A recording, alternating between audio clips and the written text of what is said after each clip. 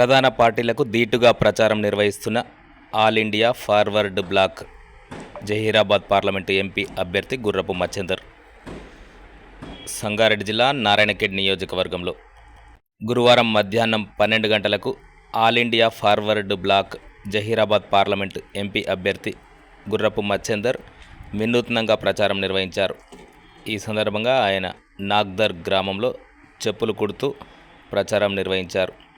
All India Forward black అభ్యర్థిగా తాను పోటీ చేస్తున్నానని, తనకు సింహం గుర్తుకు ఓటు వేసి గెలిపించాలని ఓటర్లను కోరుతున్నారు.